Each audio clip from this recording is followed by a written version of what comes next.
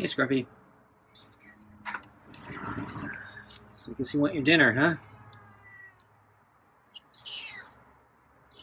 So I'm running late today. I'm actually about 15 minutes early for dinner, but just all day I've been behind on things. And I actually just tried to do pull-ups not long ago. And it was getting close to dinner time, and Scruffy heard me. So he came around the corner and he sat down and watched me from a great distance. And it looked like, yeah, he wanted me to feed him. He didn't want to get close to me, but didn't want me to forget him. So I cut my pull-up short and start preparing dinner. So here I am.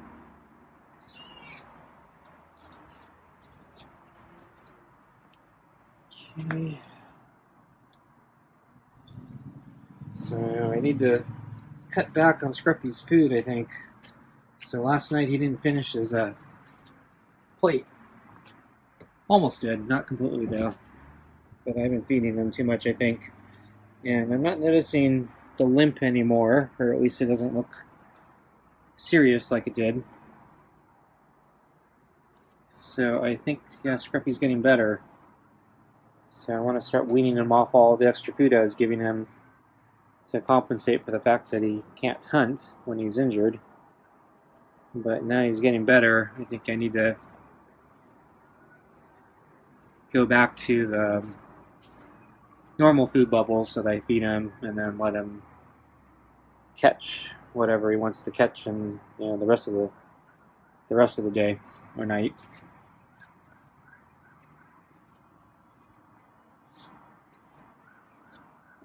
But yeah, I bought a rotisserie chicken a few days ago, so I wanted to give the scraps to Scruffy.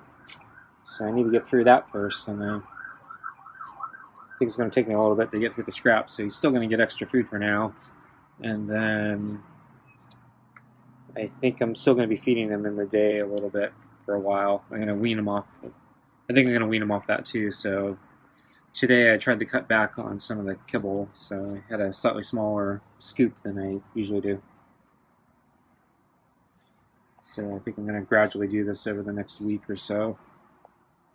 And certainly when I run out of the rotisserie chicken. And we'll see how Scruffy reacts.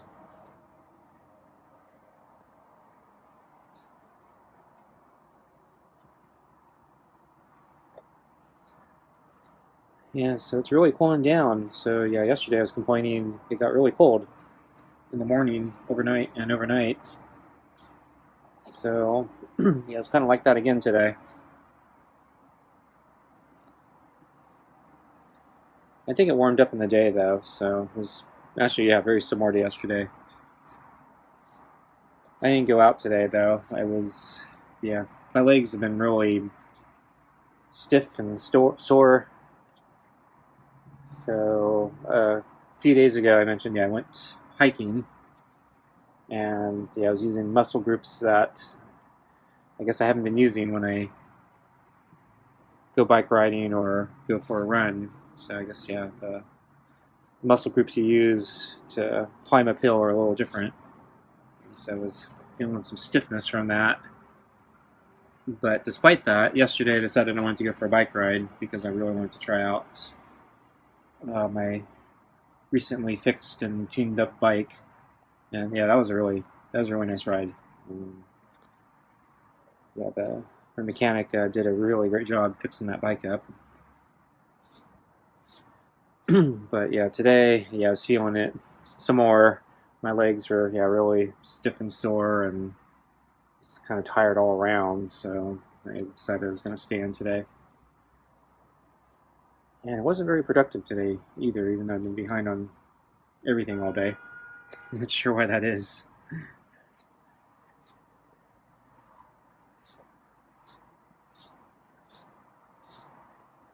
So yeah, was thinking, I need to do pull-ups, and it was almost dinner time, and so I tried to sneak out and do a set, and Scruffy found me. And he sits far away in the deck looking at me, saying, "You gotta feed me." So I didn't do a full set. Maybe I'll try to finish a few more sets after I'm done with Scruffy here, but I think I'm gonna eat my dinner.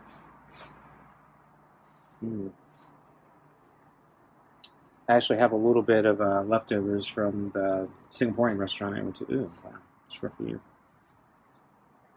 kind of climbed up there. Felt his claw scrape the glove. But yes, anyway, I have leftovers from that restaurant I went to the other day with my friend. And so I think I'm going to eat that tonight.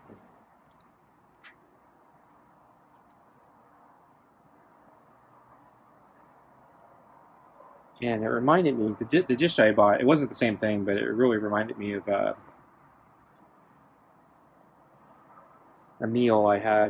particular meal I had in Singapore.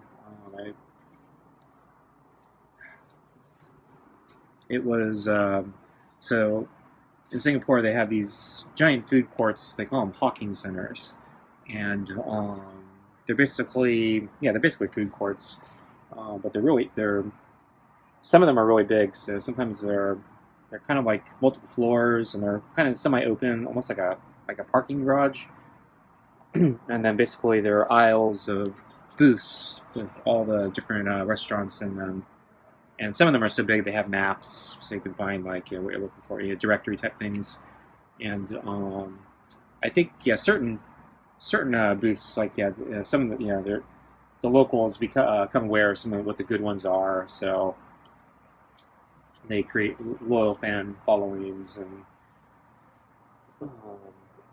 if you live there, you know in Singapore, you come to know like some of the really good, famous, or just really good spots.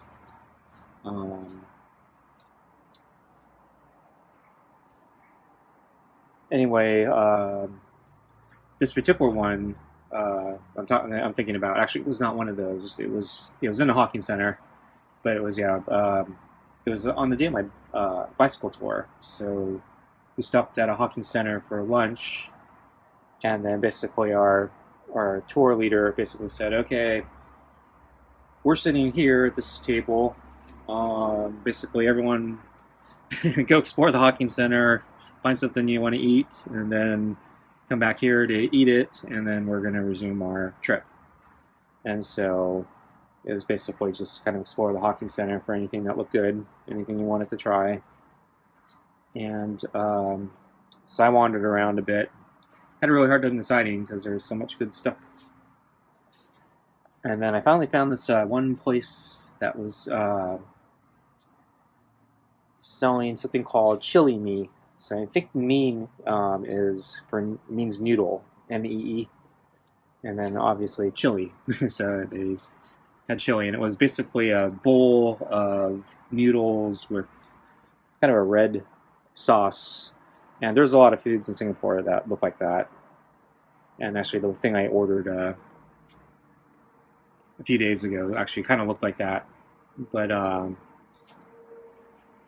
yeah, this was the chili mee that I ended up getting that day was actually one of my favorite dishes I got the entire trip. It was really, really flavorful. It was also really, really spicy. So obviously it had chilies in it. I don't think they were really touting anything about how hot it was. But in general, I think in Singapore, it's kind of implied food's going to be hot and spicy. It's not really thought of as a special thing. It's just the way food is. and and I remember that was also one of the hottest things I think I ate that entire trip. Actually, maybe ever. I was really sweating like crazy eating my meal. And it was a hot day that day, and on a bicycle trip, everyone's sweating because it's so hot, because it's always hot in Singapore. And people were joking that sweating more from the chili than I was from the bike ride.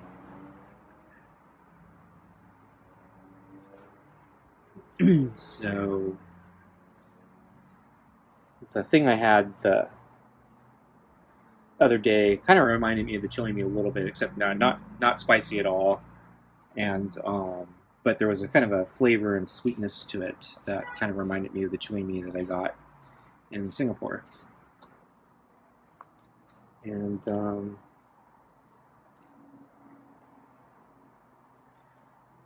so, just out of curiosity today, I decided to look up chili meat on the internet and see if I could find that booth in Singapore.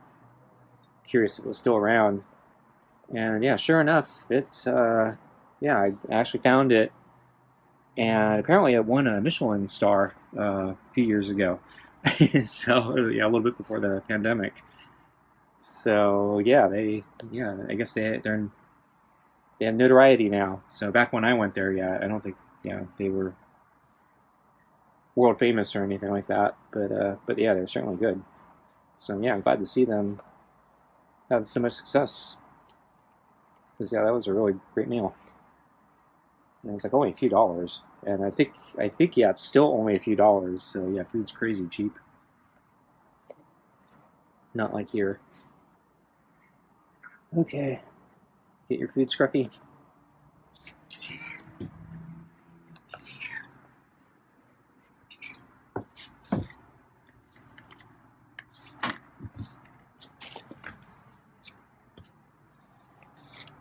Because I think bowls started at something like $3 or something like that.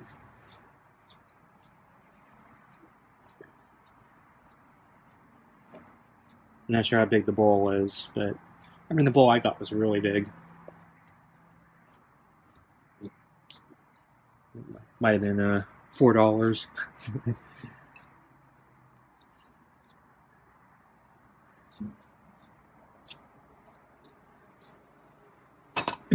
And actually, that was probably Singaporean dollars.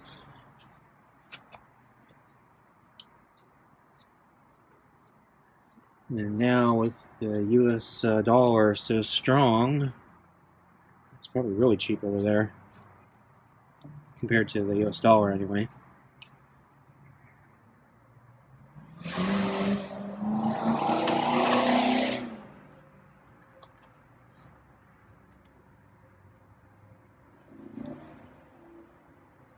Scruffy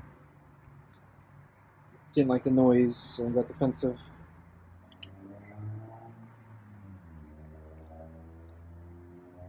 So yeah, I came out today at lunch, and yeah, he saw me through the window. So I was in the kitchen, and I think I was just washing my hands or something like that, and he saw me. And I wasn't gonna feed him yet. I think I needed to do something. I needed another 10 minutes before I come out and feed him. So I did my thing and came back, and he was still waiting. So I had to bring out his food and water. So I only gave him I think it was a little more than half of the scoop I normally give him. So maybe it was 2/3. So yeah, I'm starting to reduce the quantity a little bit. So I'll try to keep doing that. I am wondering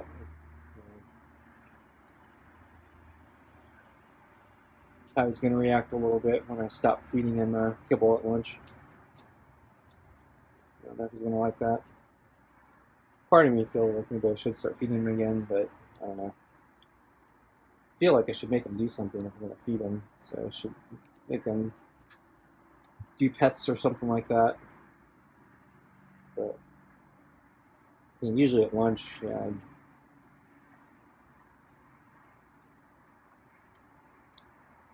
I don't actually want to be out here that long. I've actually been filming him much longer than I always intend to. So, but today was actually a little shorter because with the less kibble, yeah, he eats it faster. With I think 2 pieces as an exception. The other 2 pieces got stuck under the bowl, and so he was struggling to get those pieces. So he tried using his paw, and he missed a couple times, or was unable to manipulate it. Finally got one of them, and I think he got his head directly on the other one. And this is the bowl he spilled last week. So this is the one that doesn't have the big flat base. So this one can tip over. So I was actually thinking maybe I needed to move the kibble for him so he didn't spill the water again, but he did okay. Didn't need to do anything.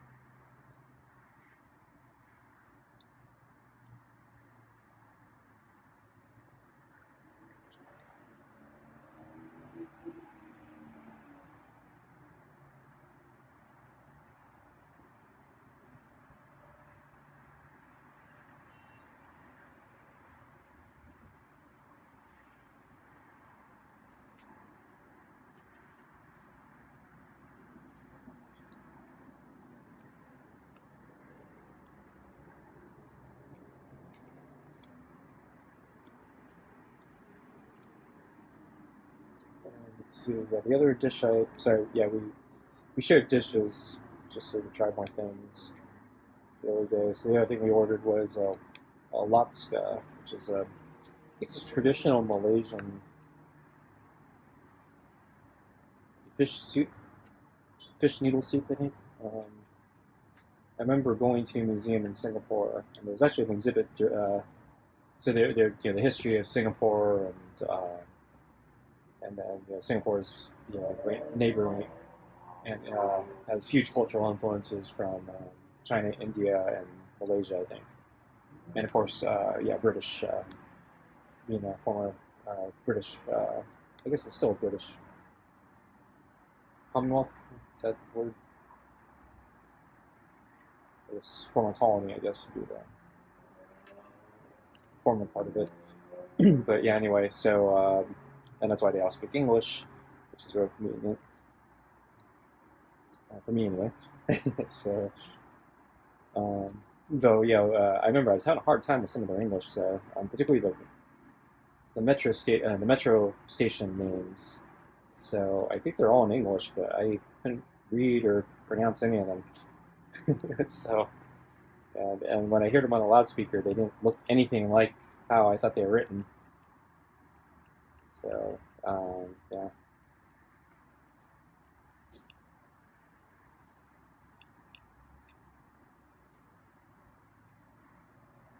English can be kind of funny sometimes.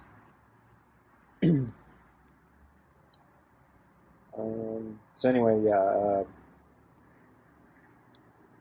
went to a museum when I visited Singapore, and yeah, there was actually a small section I think dedicated to I think it was I don't know if this I think it was the Malay it was part of the Malaysian section, but I remember there's a whole like subsection just on Alaska.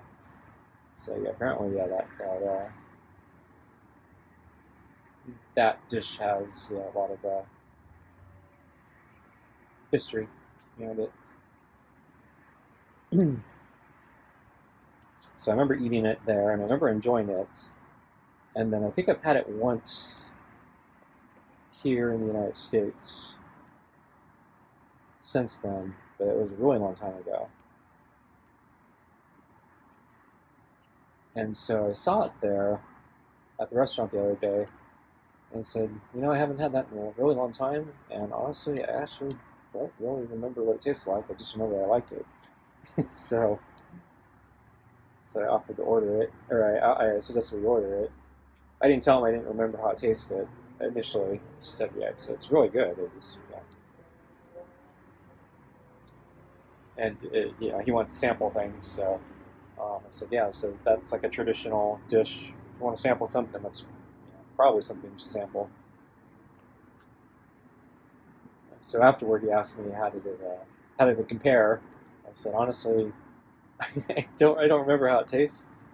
I completely forgotten. All I remember is I liked it, um, and so I should order it again. But yeah, so I really needed to eat this again just so I remember how it tasted.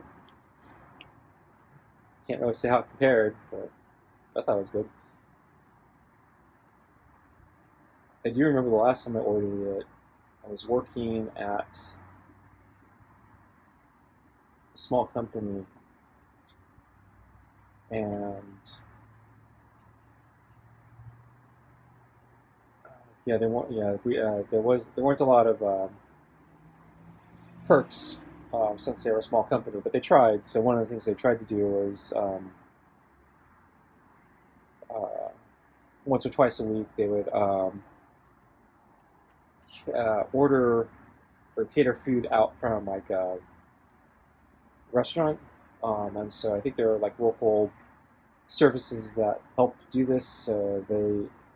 You subscribe to this catering service, and then they have a bunch of sub restaurants that they have agreements with, and then basically you order.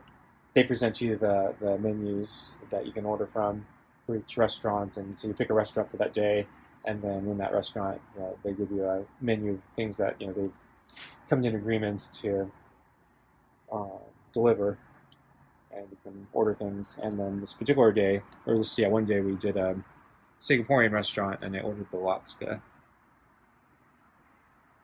And Scruffy didn't finish eating again. I'm still feeding him too much, I think. So yeah, I cut back the kibble tonight. I had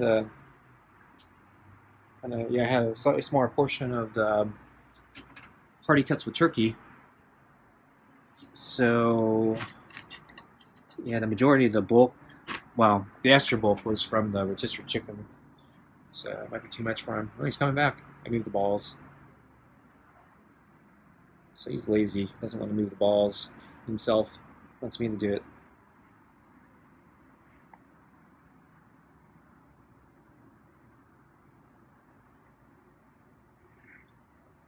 Yeah, you're too lazy to move the balls, huh? Being too fat.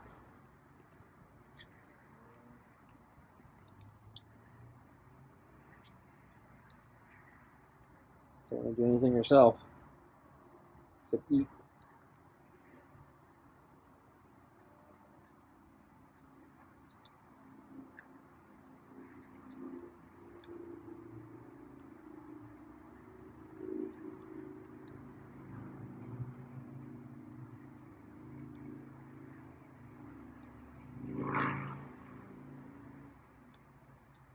Yeah. Something scared him. So he still didn't finish it. Yeah, I don't think he's that hungry. Yeah, I gotta start feeding him less, I think. But I'm not noticing a limp, so that's good. So yeah, I think Scruffy's on his way to healing, so that's good. Okay, folks, I'm gonna clean up everything and call it a night. Thanks for watching, and see you next time. Bye.